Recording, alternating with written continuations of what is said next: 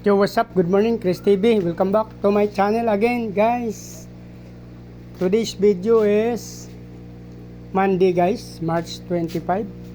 Dito, guys, sa ating feeder, yan, crossbreeds to ng albino, guys. So, nag-cross tayo dyan ng albino tsaka feeder.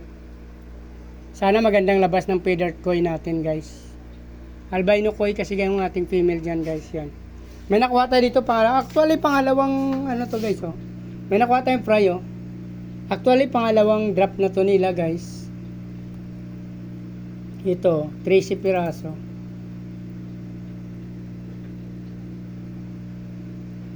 Yan, saling feeder tsaka albino koi crossbreeds, guys. So titingnan natin ang labas ng feeder koi natin, guys. Sana Dunbar koi ang labas nito. Pangalawang drop na to, guys. Same din dati dito sa isang ano natin, guys. Sorry ha. Same din dito sa ating RDSS. Yan. Nalulubat na yung ating ano, guys, ating flashlight. Kaya kanina hindi tayo nakapag-video nung kinuha natin yung ating fry. Ito yung ating nakuha sa ating RDSS. Yan. 2, 4, 5, 6, 7 lang, guys. So, first drop to. Ay, pangalawang drop din to nila, guys, pala. O, dalawa. So, yung ating feeder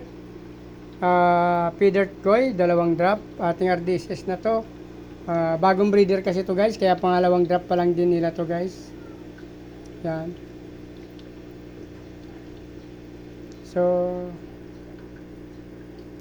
hanapin ko pa kung saan yung mga feeder koi ko na nailagay yung unang drop, guys.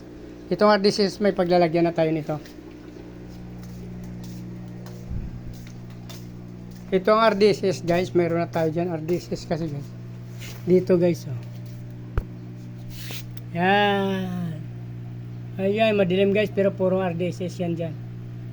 Diyan natin nilagay yung isa. Kahit na, actually, guys, pwede natin ito i-buhos. Buhos na natin kasi parehas na naman yung tubig nilang lamig yan.